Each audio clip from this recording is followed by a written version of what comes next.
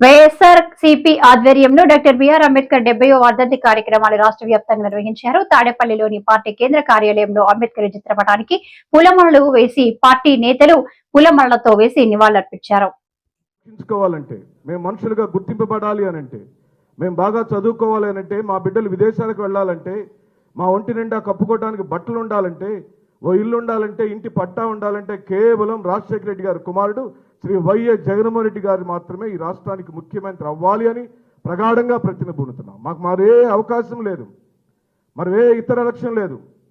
మమ్మల్ని తలలు పగలు కొడతాడు, పోలీస్ కేసులు పెడతాడు, బహిష్కరణ చేస్తాడు. పిఠాపురం లాంటి ప్రాంతంలో ఈ రాష్ట్రానికి ఉప ముఖ్యమంత్రిగా ఉన్న పవన్ కళ్యాణ్ యొక్క నియోజకవర్గంలో అక్కడ దళితులను సంఘ బహిష్కరణ చేస్తే ఏమైంది ప్రభుత్వం అని చెప్పి అడుగుతున్నాం. రెడ్ బుక్ రాజ్యాంగమే రాజ్యం వెళ్తుంది.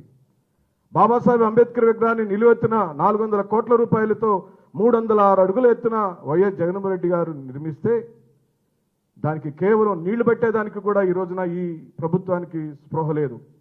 చెట్లు పెంచేదానికి స్పృహ లేదు, శుభ్రం చేసేదానికి స్పృహ లేదు, అక్కడ పనిచేసే ఉద్యోగులకు జీతాలు ఇచ్చే స్పృహ లేదు. ఇంకా పైగా స్వర్గీయ ఎన్టీఆర్ గారి విగ్రహాన్ని పెట్టాలనే ప్రయత్నం చేస్తుంది ఈ ప్రభుత్వం. మాకే అభ్యంతరం లేదు, ఎవరి విగ్రహాలైనా పెట్టుకోవచ్చు. కానీ బాబాసాహెబ్ అంబేద్కర్ విగ్రహానికన్నా పెద్దది పెట్టాలనే తలంపు చేయటం, ఇది ఏ రకంగా రాజకీయంగా సామాజికంగా చూడాలో మేమందరం ఆలోచించుకోవాల్సిన సందర్భం వచ్చింది. మీరు విగ్రహం పెట్టండి, మాకే అభ్యంతరం లేదు. కానీ ఆ విగ్రహాన్ని మాత్రం మా ప్రభుత్వం వచ్చిన తర్వాత మళ్ళీ రాజశేఖర రెడ్డి గారి కుమారుడు వైఎస్ జగన్మోహన్ రెడ్డి గారు ముఖ్యమంత్రి అయిన తర్వాత ఆయన ఇష్టపడి ప్రేమించి పెళ్లి చేసుకున్న లక్ష్మీ పార్వతి గారితో ఆ విగ్రహాన్ని పునీతలు చేస్తామని చెప్పి సందర్భంగా మేము చెబుతున్నాం.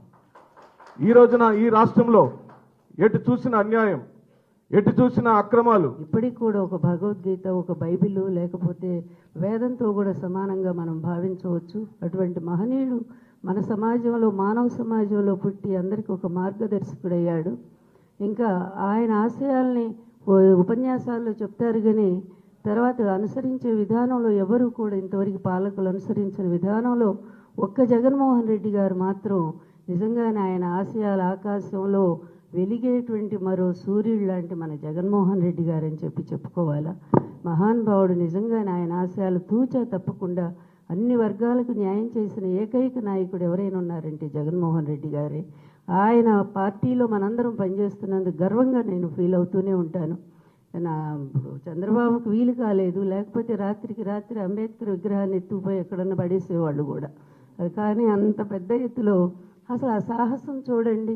విజయవాడ లాంటి కేవలం ఒక సామాజిక వర్గం సొంతం చేసుకున్నటువంటి ఒక ప్రాంతంలో అంబేద్కర్ గారి విగ్రహాన్ని అంత ధైర్యంగా నెలకొల్పినటువంటి జగన్మోహన్ రెడ్డి గారిని మనం ఎంత అభినందించినా కూడా అది తక్కువే అవుతుంది నిజంగా కూడా. అందుకు పోటీగా ఇప్పుడు మా ఆయన విగ్రహాన్ని పెడతానని చెప్పి బయలుదేరారు. ఇప్పుడు నిజానికి నేను ఎన్టీఆర్ గారు చాలా గొప్పవారు, కానీ అంబేద్కర్ గారి ఆశయాల్ని, ఆయన స్ఫూర్తిని, దేశం మొత్తానికి ఆయన అందించినటువంటి మరి విధానాన్ని, వీటన్నిటిని కూడా గమనించాల్సినటువంటి అవసరం కూడా చాలా ఉంది. అయితే ఒక్కటి, ఎప్పుడో నీరుకొండ మీద ఎన్టీఆర్ విగ్రహం పెడతానని 5 ఏళ్ళు గడిపేశాడు, వెళ్ళిపోయాడు. ఇప్పుడు కూడా ఆ విగ్రహం కడతాడని నేను అనుకోవటం లేదు. సరే, ఆయన మాటలు అంతవరకే ఉంటాయి. ప్రజలకి ఎంత అన్యాయం చేశాడు ఈరోజు మనం చూస్తూనే ఉన్నాం. అన్ని వర్గాలు కూడా విపరీతమైన బాధలో ఉన్నారు. ఎప్పుడు జగన్మోహన్ రెడ్డి గారి ప్రభుత్వం వస్తుందా అని చెప్పి ఆస్తి మన కులాలు బాగుపడ్డాయి. కానీ ఈరోజు పరిస్థితి, ఇందాక పెద్దలు చెప్పారు, జూపూడి ప్రభాకర్ గారు కానీ, ఆపిరెడ్డి గారు కానీ, సుధాకర్ బాబు గారు కానీ, కనకారావు గారు కానీ, ఈ రాష్ట్ర చరిత్రలో రాజ్యాంగాన్ని అపహాస్యం చేసిన వ్యక్తి ఎవరైనా ఉన్నాడంటే చంద్రబాబు నాయుడే. ఎందుకంటే బాబాసాహెబ్ రాసిన రాజ్యాంగాన్ని రెడ్ బుక్ రాజ్యాంగం అని చెప్పే చరిత్ర తెచ్చినటువంటి సంస్కృతి ఈ రాష్ట్రంలో తీసుకొచ్చినటువంటి వ్యక్తి చంద్రబాబు నాయుడు కాదా? చంద్రబాబు నాయుడు గారి కుమారుడు కాదా? ఈ రాష్ట్రంలో రెడ్ బుక్ రాజ్యాంగం అంటే ఏంటి? రాజ్యాంగాన్ని ఎందుకు పేరు మారుస్తా ఉన్నారు, ఆ పరిపాలన చేస్తా ఉన్నారు, ఆ చట్టాలను అపహాస్యం చేస్తా ఉన్నాడు. నేషనల్ క్రైమ్ రికార్డ్స్ బ్యూరో వాళ్ళు, ఎన్సీఆర్బి రిపోర్ట్స్, ఆంధ్రప్రదేశ్లో హత్యలు, ఆత్మహత్యలు, దాడులు, అఘాయిత్యాలు, అమానుషాలు పెట్టరేగిపోతా ఉన్నాయి. దేశంలోనే 1-2 స్థానాల్లోకి వెళ్ళిపోయింది అని చెప్తే అంబేద్కర్ గారి రాజ్యాంగం అపహాస్యమైంది కాదా అని అడుగుతా ఉన్నా. మీకు చేతగాని తరం కాదా అని అడుగుతా ఉన్నాం.